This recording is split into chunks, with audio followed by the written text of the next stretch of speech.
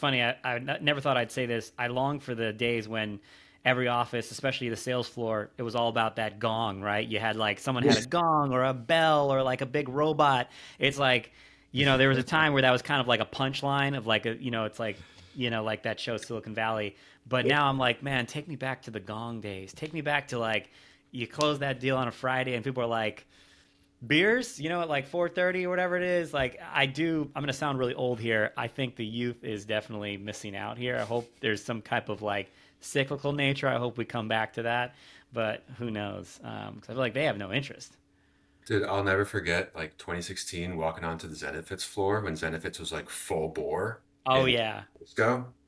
Walking on that floor with my buddy Spencer, and there must have been 420-year-olds on that floor. Every single person was sharing a desk.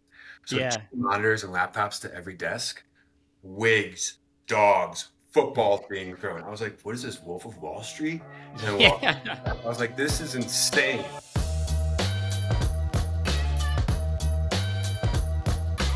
Welcome everybody back to What Worked. Yes, thumbs up.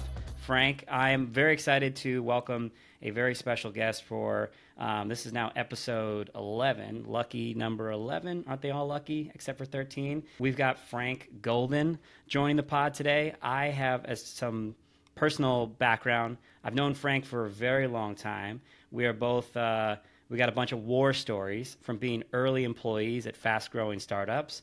We've lived to tell the tale. I'm excited to have Frank on for a bunch of reasons. I think he's going to be able to shed some really great light on the current landscape for go-to-market for these fast-growing venture-backed tech companies. And also, Frank is also going to be able to give his 2 cents on just tech in general and starting his business, Golden Ventures. So on that note, Frank, if you don't mind giving a quick background about yourself and what you're doing today with Golden Ventures. Thank you, Tyler. And yeah, it's great to be on with you and Mike. My background, so I raised in New York, went to school in Boston, and then moved to San Francisco and did four seed stage startups over 10 years.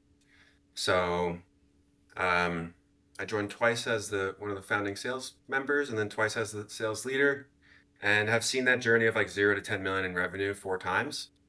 And in the last year, I went out on my own, started an advising business where I help startups at that phase as well, either with founder coaching or fractional sales leadership. Love it. And I think you're being extremely humble, Frank, in the sense that you didn't just join, any startups. You want to rattle off some of the names. I feel like these are big companies now, and you've also been present for a lot of companies that have been acquired, and then there's going to be hopefully some future exits for the companies you were at. Who are those companies? Happy to. So I started at Oracle, got some sales training. A lot of us jumped to startups right after that. The first startup I joined was Relate IQ. An amazing experience as my first company. I joined as the second SDR there and met amazing people I have relationships with. The second startup was a company called TalkDesk. Actually, Relate IQ was sold to Salesforce. So that was the first exit. It was very quick, but I got the taste of startups and got addicted. Yeah. I went to a company called TalkDesk where I followed a buddy of mine and a partner of Spencer Wiedemann to go work for VP Brendan Cassidy to be an expert in sales, learn from the best. So I went to TalkDesk for 2 years. That was an amazing experience. Typical startup stuff of like starting in like an old dentist office to moving into like the newest high rise in SF and like having all the space and riding boosted boards around the office and things like that. That was fun. We went 2 to 20 very quickly, and a very big team selling contact center software. Then from there, I went to a company called Beyond Pricing, which was my first stint in vertical SaaS, to lead their team. And we went 1 to 12 very quickly there. Really fun building with that team. We were selling a dynamic pricing algorithm into short-term vacation rentals. So dynamic pricing works for a ton of things. It also works for vacation rentals. Did very well. Great product market fit. They're continuing to grow and have done very well. And then the last one was back with the Relate IQ team, a company called AirKit. And it was a low-code platform designed to automate customer interactions, and did that for 3.5 years with an amazing team that also exited the Salesforce with the same team. And that takes me to here. Amazing. And I remember that talk desk, schwanky new office.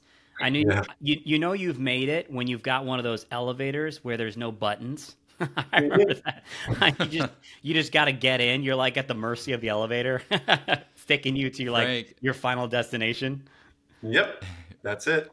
Frank, your experience is unique, I think, in many ways. But one of the ways that you've done the 0 to 10 thing 4 times, for someone like me and anyone who might be listening that doesn't never had that experience, what does that feel like? What does a company that's going from 0 to 10 feel like? You kind of alluded to one thing, like you started off in a dentist office and then moved to a high rise, but just what does that 0 to 10 look like for anyone that's kind of on the outside of that experience? For me, it feels like the closest thing I can relate to is like team sports with the best team you've ever been a part of. Yeah.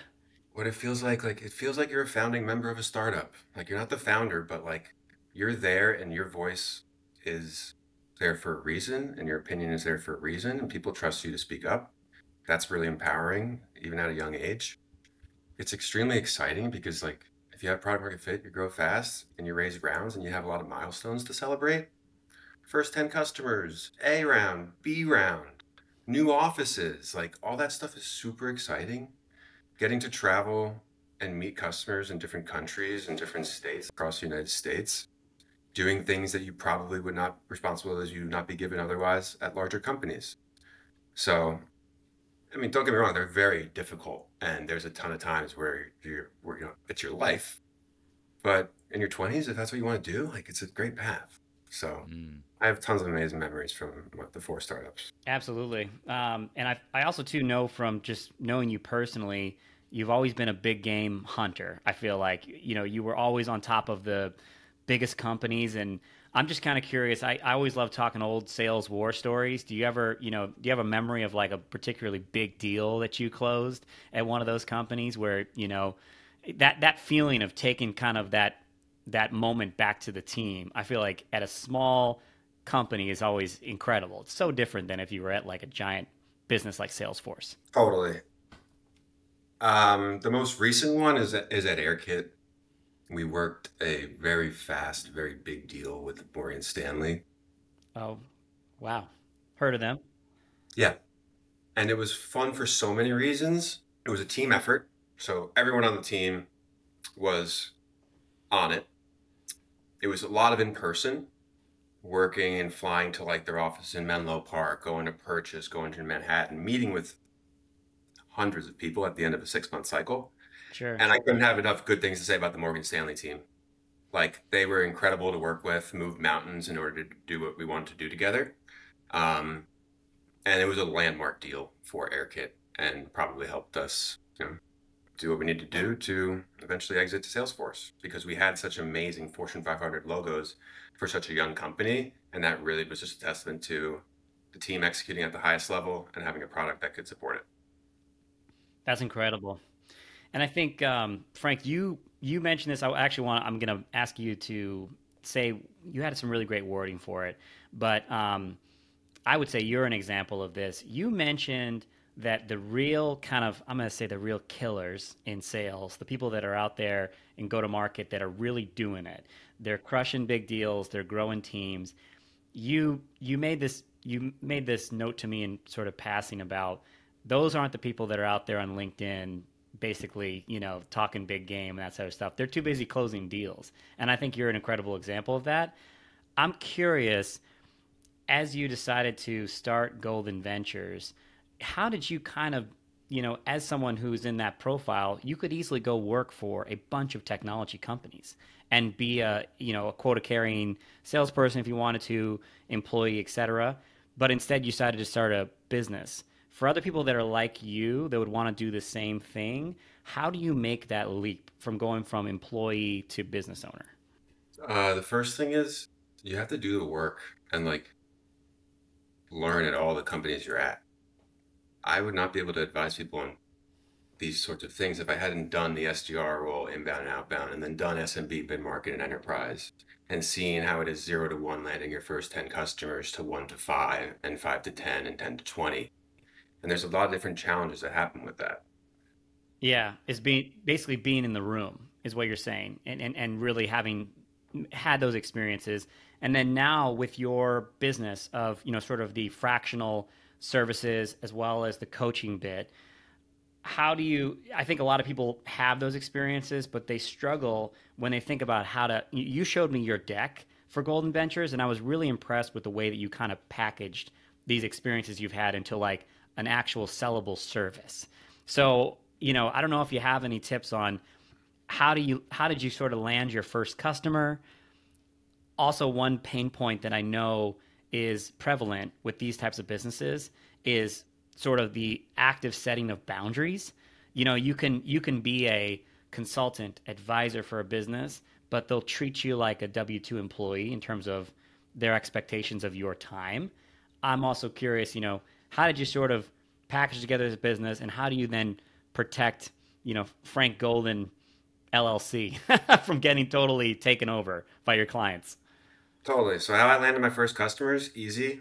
Friends that wanted help and heard I was no longer at AirKit. So it was my previous employer, good friend, amazing person, David Kelso, CTO and co-founder Beyond. He said, Frank, I heard you're on the market. Like, you want to help us out for a few hours? I said, sure. Income sounds nice, along with a little summer vacation. Yeah. I didn't go into this really consciously. I took some time off, and then I had some inbounds from old friends that I worked with. That was my first client. That was the perfect first client because I knew the sale had built the sales team previously and knew the customers and knew the team. So I couldn't have been a better situation. And that went really well. We worked together for 8 months, hired new leadership, built up the team, and they're doing fantastic. And then the next client was another former friend from TalkDesk, this guy, Daniel Latzman from Mindbend. And we worked together. And then shortly thereafter, I said, you know what, maybe there's something here. So I went to a few of my mentors and a few peers that have been doing this that I respect and asked them how they do it. I got a lot of different advice, hourly, retainer, a number of clients, what to do, how to scope it. And then I just like test and learn. So I've got an agreement from a really nice guy, Travis Bryan, who I respect over in San Francisco, used to lead Optimize these sales. And he gave me a ton of help. And then I got a lot of referrals from my network and a friend, Ian Feeney, who runs a recruiting firm and fund. So with those channels, I just started having meetings offering to help founders with their early go-to-market challenges. And one conversation about like 3 hot button topics would turn into like, hey, do you want to like work together for a few months? Sure. And that's how it started. That's really cool. I think there's a ton of wisdom in what you just shared, and I kind of want to tease it out and make sure I'm catching the right things, Frank. But Tyler, you asked essentially like, how do you like know like what services to sell, especially as a consultant or like a fractional CXO, call it. Yeah. And Frank, you essentially said like there was inbound. So you just listened to the market. People were coming to you and asking you, hey, how do you do this? How do you do this? And then that is what you crafted your services around. I think that's a really interesting point to call out. It's like there was already demand. People were coming to you, meaning that's expertise that you have, that they know you have, that they value. The market values that knowledge that you have, that experience you have.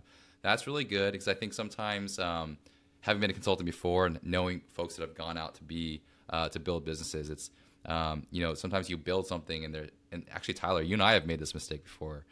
You build something thinking that you can create some demand for it, whereas sometimes you just got to listen to what the market wants and build something around that. And it sounds like that's kind of what you were doing, Frank. It's a great point, Mike. Yeah, kind of unconsciously, but that's how it worked. It's like, here's the lead flow. Where's the need? Can I help them out? Okay, great. Like, could I have done some Series B advising? Sure. Was I getting those opportunities and looks? No. Is it for money? Maybe. But like, for whatever reason, this is the fit. Listen to the market, and it's been working. Yeah, that's. I want to expand on something you said. You mentioned that you're having these conversations with, it sounds like mostly founders, and they're talking about their early go-to-market challenges. What are, if you were to put that at, give us the top 3 to 5, what would you say those challenges are? And I guess also too, a follow-up is, do they ever give you their challenges and you're like, that's not actually the problem. The problem is something else. Yeah, sometimes. One thing I pride myself on is like, everything comes from a good place, but I will be very direct and I will be honest, even if you don't like what you hear. Yeah. The common challenges I hear from people, landing your first 10 customers and finding product market fit. And I've worked with some clients where we do a 3-month engagement, have a ton of conversations, and then they say, you know what, I don't have product market fit. This is super helpful. I need to go back into build mode and pivot. So that's the first one, finding product market fit, landing your first 10 customers. Second common one is like most founders are technical. I'd say 80% plus, and most haven't sold before. So if you're just able to be a true business partner to them and teach them how to sell, like what best in class sales looks like, everything from like, what's your ICP? How do you create a list of accounts and titles? How do you create messaging on which channels to engage those and have them take meetings? And then once you have a meeting, how do you run a meeting? Like simple stuff that makes a big difference. Totally. Make these tweaks very quickly. So that's the second one, is like how to run it. And then the third one is how to hire the right founding salespeople. Sometimes founders don't know what to look for. There's a lot of conflicting advice out there. And salespeople generally are good at selling themselves. And also, this is a very hard role if you're going to be the founding salesperson at any startup. So those are the 3 things I typically help. Yeah, and you've been that before. What do you think it is about yourself that made you so effective in those situations, being the first sales hire? I mean, I still have this problem where like I want to be like more than just sales, and I feel like the earlier you go, the more that's true. So that's one of them. Like I like to be involved in the strategy, work with marketing, product engineering. Like I love having relationships with all those groups. And as you get larger, it's just not feasible always. That's something that I've seen in very effective salespeople at early stage organizations. They're wonderful at relationship building across the entire company. Mm-hmm. And so when you go in and you pitch Morgan Stanley and you don't have this track record of 10 to 15 years in business, everybody has to play a role in winning that deal. You do not win that deal based on a deck. You win that deal based on meeting after meeting. And most of the time, you're mostly impressing them with your people versus your product, because the product is never fully there. And I'd say that's something that comes across with you. You're just very genuine, and that's something that I've definitely seen with successful salespeople at that stage. Yeah. Thank Mike, you. you were going to say something. Sorry. Yeah, Frank, I want to ask you about the first thing you mentioned, the first 10 customers. Could you share with us more about like the significance of that milestone for a company? Like, getting to 10 customers it probably takes a lot of work, but what does that actually say about a company, or what are you learning during that process of getting your first 10 logos? You're learning so much, and maybe nothing at all at the same time. But Yeah. 10 customers to me means like early signal of product market fit, depending on how big the deals are, enough to raise an A.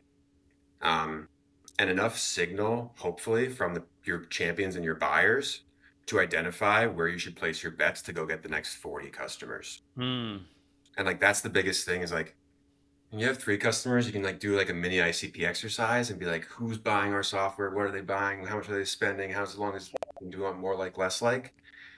It's only 3 customers. When you have 10, it's like something. And then you're like, okay, cool. Let's go run some tests and see what we come back with.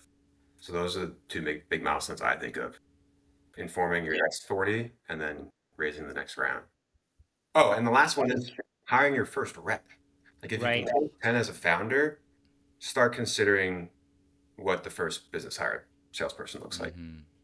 Yeah, and when you do look to make that first hire, and I imagine this comes up with a lot of your current clients, what do you advise them on? It's kind of 2-part. What do you look for in a first rep, and also how it's hard. That's a sale too, right? Selling that first rep. How do you convince someone to join a ship when the cupboards are, kind of the drawers are all barren? There's nothing there.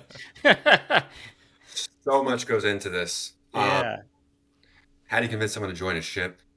First, like you have to be really open with like what the role is, the ambiguity to it, how hard it's going to be, and you have to have those conversations with the candidate during the cycle.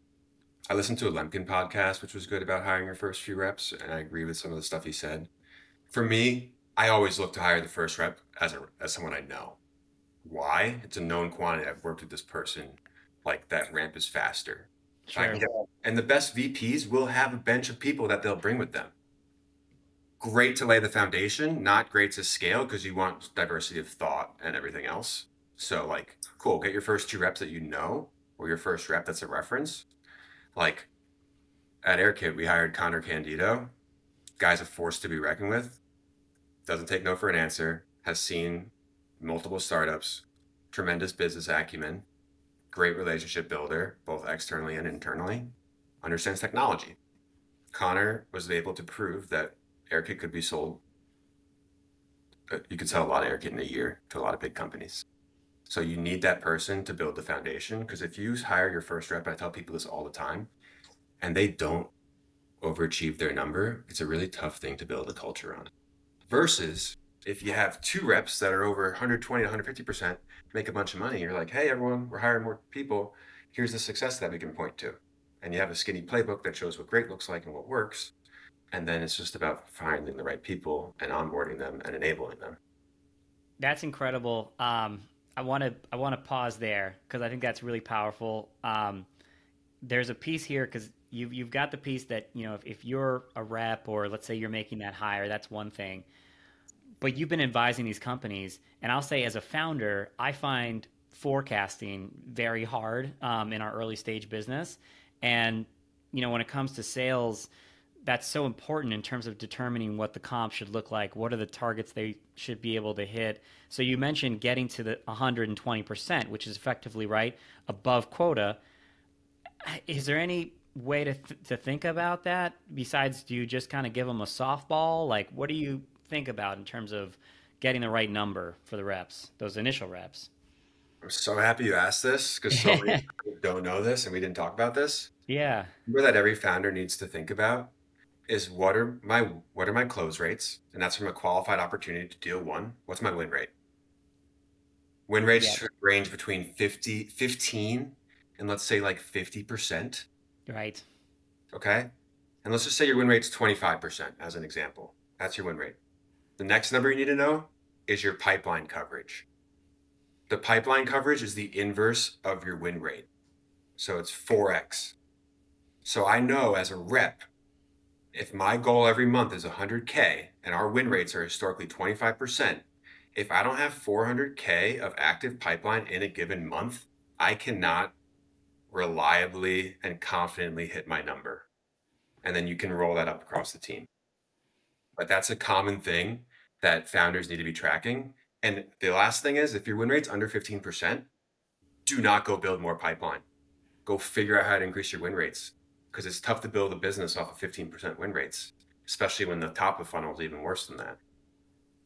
Somewhere there's a salesperson that's yelling like preach to this part because I feel like as a founder, and I don't know if this is the same thing with your clients, but you're in this constant battle when it comes to pipeline and trying to figure out what your sales metrics your KPIs should be. You're in this battle between what is realistic with sales and also where you just want to go aspirationally as a business. So you're like, we need to get like commonly when I talk to tech founders, I feel like they're like, we need to get to 5 million ARR. And you're like, why? Because someone at Benchmark told us that we have to get to 5 million ARR. And they're just like, that's the number, right? Versus it being based on any truth. How much kind of coaching do you do with your founder clients in terms of giving them reality? You mentioned, hey, if your win rate's 15%, you got to figure out how to increase that. Like, do they fight you on that feedback? They don't fight me on that feedback because at the end of the day, it's their company. Like, I'm just here advising. Sure. When I think about that, so this is like annual planning. And yes, I had a conversation this morning about annual planning. And when you don't have very many customers, it's hard to do annual planning. So you have to have just an open and honest, direct dialogue about what is our goal and why is our goal that? What's the why behind the why? Okay, our goal is 1.5 million. Why is it there? Oh, because we want to raise an A off of it. And because we're doing 500K right now, so that'd be a 3X. Okay, you want a 3X, that makes sense. You want to raise the A, that makes sense. Let's look at what we have in our current pipeline and if that's even feasible. Because we have, let's say, 6 to 9 month deal cycles. So you look at that and you say, okay, we're at 500K, we want to get it, the gap's 1 million. and we have, how many months do we have to close that gap? What are the deals we have in play? Do we think we can source more deals? And you have to make something, especially in the early stages, that's achievable, because the last thing you want to do is miss your first sales goal. Sure. For company morale, for rep morale. So the rep thing I said goes to the company as well. Totally. That makes sense. And Mike, did you have a question? I don't want to kind of step all over you. I have No, keep a going. lot for Frank. One thing I was going to touch on, you and I talked about this, so I'm going to kind of bring something from our personal conversations into the pod. But you made this comment about the landscape kind of changing in terms of equity for, employees. Let's say go-to-market professionals getting equity at a company, how that part of comp has changed dramatically, and it might not be the same compelling sort of offer that it was before. I'm just kind of curious if you could describe what are some of the factors that go into that. How do you think about that? And if I'm a founder trying to make that first sales rep hire, what do I need to be thinking about in terms of my offer to kind of overcome that? So a lot there. The first thing around equity, in terms of how I look at it, is I think about like macro. So like SaaS multiples used to be much higher a couple of years ago. Let's say they were 20x as an example, 20x revenue. Now they're probably half that. So in my scenario, personally, if I was to go join a Series A startup as the VP of sales and get 1%, that 1% has the multiple downwards compression on it. So let's say we're doing whatever. We're doing 10 million in revenue at, we're doing 10 million in revenue at a 1% on a 20x multiple. That's $2 million. That's the value of my equity. That was 2 years ago. In today's world, it's worth 1 million because it's worth 100 million. So that's what I think about in terms of like, you're signing up for basically give your life to the startup for a couple of years. I think the average tenure for a VP of sales is 18 months. If it goes better, it could be 4 years. And then you got to make sure it makes sense for you. And I'm not an expert on like the markets. Like, are the multiples going to get back up to 20? I don't know. So that's kind of why I'm sitting on the sideline here, because I'm trying to figure out what to do. And my advice to founders, and I haven't seen this successfully yet, is in these types of markets, if you find the right VP, considering offering more equity than you might have 2 years ago. I think the equity bands are like 1% to 2%, but maybe it's like 2% to 4%. But I've heard of some VPs trying to get that unsuccessfully. So I'm not a founder, but that's how I think about it. You said the VPs tried to get that unsuccessfully, like they weren't given more equity, basically, or you said it was unsuccessful, the founders offering it, but it doesn't, actually doesn't mean it's compelling to the VP. No, I've had VPs like peers of mine try to make that pitch. Yes. Be like, you know what? Yeah, I'll do it, but I want 5%. And they're like, no, not approved by the founder, not approved by the board. Yeah, totally. Interesting. Yeah, I was just gonna ask you that, Frank. Like, if you're seeing that happen yet, but it sounds like I could see that being really tough for a board or for like a founding team to start that trend. But it makes sense, right? All like conventional wisdom would tell you like, for the right person, it's always worth it, right? Right. Mm-hmm. But just like the points, people probably not used to seeing a 3 or 4. Yeah. Well, and I think to give a counter too as well for the founders, right, is that founders have never been more uncertain about their futures, right? And I think when you look at equity, you look at that 1%. I know people have talked about, and I'm not the guy to really break this down. I know people have talked about different ways that you can structure equity, or doing like, profit shares or whatever. Like, I know there's a bunch of different ways to kind of think about it, but people have been questioning the traditional equity thing because you nailed it, right? You're talking about, average tenure is 18 months. So they'll vest a little bit, but that person's out the door of your company within 18 months. And they still are holding on to a chunk of the company, and that's a chunk that you can't claw that back. So that means for the next hire, you're now down a little bit. If that makes sense. So I think the founders are kind of, because they're so uncertain about what their path forward is, I could see them being reluctant to give up more equity, even though the pitch for the right person totally Makes sense. I'm going to pivot here a little bit. Um, you mentioned trends, right? So this is one trend, the whole kind of like SaaS multiples definitely being a big trend that's being discussed, but also in general, right? There's a million kind of new trends in tech, AI being one of the biggest ones, right? And I'm just curious, as someone who has been a part of a lot of high growth companies and now you're advising them, how do you look at the various trends in the market if you're advising your friend who's saying, I'm going to join as sales hire number one at this company, and they tell you what the company does? What makes you say, dude or dudette, sign on the bottom line as fast as you can? Or what makes you say, I would maybe be cautious on this because this could be a flash in the pan, sort of a bubble company? So two things there is like one is AI and my view on that, and the other is like my criteria to evaluate companies. Yes. The trend I've seen, even in 12 months that I've been doing this advising, is like my first batch of clients were like a mix of B2B SaaS, maybe one AI client, and my second and third batches, almost entirely AI. Interesting. The other thing I saw is AI companies, the ones I've worked with, they either have incredible traction or trouble finding product market fit. Hmm. One example is like this startup that was selling into banks, and they're having all these mid-market banks buy 100K plus deals in 3 months. I was like, how are you guys doing this? And they're like, well, their boards are telling them they have to invest in AI, so they're coming to us and they're buying faster than they've ever bought before. I was like, wow, Wow. great place to be. Yeah. So that's what I think about with AI. But the other thing on AI is like the smartest people that I ask about AI, like VCs and people that run AI at big companies like Salesforce and Zendesk, explain it to me as like companies previously were applications built on databases. Today, they're applications built on LLMs, and Interesting. you don't know how it's going to shake out. I've heard that from Yeah. three of the smartest people I know in this regard, which makes me feel like, okay, like if they don't know, I sure as heck don't know. So let me just keep advising and like learning from all these AI companies I'm speaking with. Yeah. Um, and if anything is AI interesting, it's like the LMs themselves. So I've had like a friend or two join OpenAI or Anthropic, and like, yeah, you can get a job there. It's cool. It's the next Facebook or Google, maybe. So Yeah. that's interesting. But other than that, I don't know what to exactly make of it. In terms of like criteria of companies that I look for, like for me personally, Yes. early 30s, having done this experience, 0 to 10, 0 to 10, 0 to 10, 0 to 20, I would look for founding team that has done it before and exited. Need to have product, not a nice to have.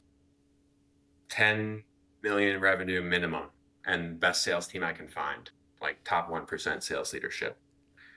Um, and very strong signal that they have product market fit and potential exit opportunity near term. Yeah, and you also That's a really mentioned good too, list. that's a great list, and I think you mentioned to me as well, top tier investors. What are some? Are there any investors where when you see that logo, you're like, you got their money? That's a potential home run. Like the name brand ones, but yeah, like that's de-risked. So Yeah. like if you come to me and you're a founder that's like raised from Excel, Andreessen, Felicis, like all the name brands, the top, the top, de-risked off the bat, and they have the money, and they have the network. So it's those engagements are obviously really exciting. But same thing goes for the full-time role. Like hopefully you're joining a company that's backed by some of the best investors because they have the highest hit rate. Yeah. Totally. Frank, can I ask you like a third question about trends? Yeah. So I follow a lot of like uh, sales folks on LinkedIn, and I think like over the past couple of years, there's been a lot of talk about how much sales has changed, go to market has changed. We've seen some things like like teams getting just totally cut, like sales teams, go to market teams.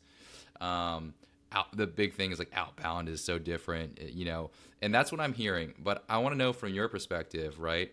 Is go to market or sales, is it more similar than it is different than, let's say, 5-10 years ago? When you're working with your clients, are the basics, the foundational things still the same, or has it really changed drastically and we're like in a new day here, and sales is done differently?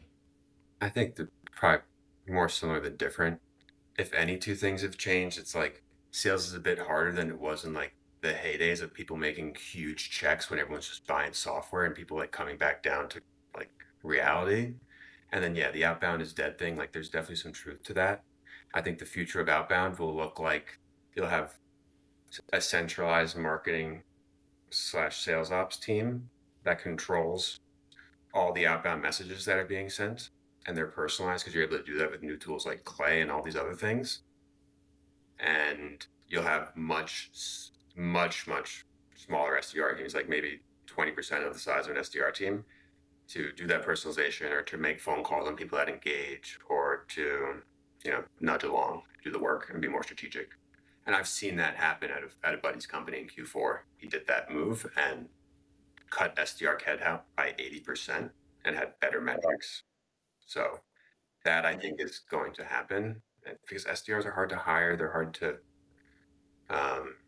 have a promotion path. And at the end of the day, the channels are just inundated and saturated. So like, I don't see any new channels coming out. So how do you punch through the noise? Be more strategic. Actually, if anything's worked in the last 4 years, it's like sniper shots on your prospects. What do you mean by that? What's a sniper shot? Like pick a list of 50 accounts that an AE and SDR wants to go after, get to know them really well, and then find your best shot in every single time, whether it's an investor, founder intro, very relevant, personalized value add, and things like that. And that worked for us. Like that's how we closed all these big logos at AirKit without having anyone know us. Everything was outbound. That's cool. The non-scalable stuff, right? There was like a time where we're all talking about how do we scale this? How do we automate this and do more? Yeah. And now it's like we've kind of come back. It's like, how do you just snipe? Yes. Yeah, totally. I feel like oftentimes I'll talk to, earlier stage founders, and when they're talking about building up their pipeline, they just want to talk about the nuts and bolts of building like a spamming machine. They're like, how do I send 100,000 emails a day? And I always tell people that this is going to sound insane, but if you send 5 highly personalized emails per day, you're basically some version of like a sniper shot. I put that up against the spam, especially for early stage companies. Spamming, I think, works when you've been in business for a long enough time and you're sitting on all this marketing, lead data where you've got people that have attended things, downloaded white papers, blah, blah, blah. But when you're just getting started, you have to like really put your heart and soul into it. That's what people respond to. And those are the deals that actually close versus the spam stuff. So I couldn't agree with that more, the sniper shot approach. I 100%. Yeah, I am curious. Just briefly, is so in this kind of like changing, sales team landscape, right? The SDR job, at a minimum, it's getting reduced, right? You mentioned 20%, basically. The teams are 20% the size that they were. I wonder if you were to talk to a young Frank Golden, right? Because if you think about how you got your start in sort of sales and go to market, what would you advise if you had a little, let's call it like a nephew who's like, Frank, I'm about to graduate college. I saw what you did, all this cool experience at tech companies. I want to be, they probably wouldn't say, I want to be a go-to-market professional. They would probably say, I just want to be whatever. I want to make a lot of money, Frank, and I'm thinking about selling. How would you advise them? Like, what's an entry-level role that you would suggest they go after? How can they break into Silicon Valley like you did? It depends on the stage and the person's preference, but like earliest stage, we'll just assume it's early stage. Two things: find the team that's done it before and worked together before to de-risk as much as possible in the early stages. Two, find the best sales team that you can find. I'm talking leaders, like people that are known to be best in class that you can learn from. Ideally, you find a manager that's going to invest in you and help bring you up. That's so important, I think, early. And the third thing is be in person. I had like during AirKit, we had COVID and obviously that took us apart. But when we did get people to get back into the office, we had people that was their first job on SDRs being like, oh no, I think I'm more productive at home. And I was like, wait, but you've never worked in an office before. And That's crazy. and I just think you can learn so much more, build better relationships, dramatically increase the velocity of your career if you're doing it in person in the early days. Totally. Yeah, it's funny. Never thought I'd say this. I long for the days when every office, especially the sales floor, it was all about that gong, right? You had like someone had a gong or a bell or like a big robot. It's like, there was a time where that was kind of like a punchline of like it's like, like that show Silicon Valley. But now I'm like, man, take me back to the gong days. Take me back to like, you close that deal on a Friday and people are like, beers, at like 4:30 or whatever it is. Like I'm going to sound really old here. I think the youth is definitely missing out here. I hope there's some type of like cyclical nature. I hope we come back to that, but who knows? 'Cause I feel like they have no interest. Dude, I'll never forget like 2016 walking onto the Zenefits floor when Zenefits was like full bore Oh in yeah. Cisco. Walking on that floor with my buddy Spencer, and there must have been 400 20-year-olds on that floor. Every person was sharing a desk. So two Yeah. monitors and laptops to every desk, wigs, dogs, footballs being thrown. I was like, what is this, Wolf of Wall Street? And I walked, Yeah. I was like, this is insane. But Totally. yeah, that was like, that will always be imprinted in my mind of like, Yeah. you know what the good days in SF looked like and Right. those times? Yeah. And now Yeah. it's trying to get people back into the office in SF, which is why a lot of people are coming to New York, which is interesting. That is interesting. Hmm. That's cool. Well, I have thoroughly just appreciated this. Appreciate your time, Frank. You've done so many incredible things, and I will just I want to land the plane here a bit with Golden Ventures. If there's anybody that ends up listening to one of these clips from What Worked or listen to the full episode, what types of companies are you looking to talk to? If somebody's going through X pain point, why should they reach out to you and all that jazz? And also, where can they find you? What's your preferred contact channel? Thank you. I really enjoyed this too. Um, the short of it is if you're a founder, 0 to 1, looking for quick coaching for yourself and then to hire your first rep, could be a good fit. The second is if you're a founder in 1 to 10 million that needs like fractional leadership for your AEs and SDRs, could also be a good fit. I mentioned like I work across SMB to enterprise and different verticals and things like that. How to get in touch. I work with 5 startups at a time to keep quality high. I'm typically like at capacity and have an opening every month or two. So Frank at golden.vc, my website's golden.vc. My LinkedIn's there. Just get in touch and we'll have a conversation. If I can help you, I'll tell you. And if I can't, I'll tell you. Um, but yeah, thank you guys.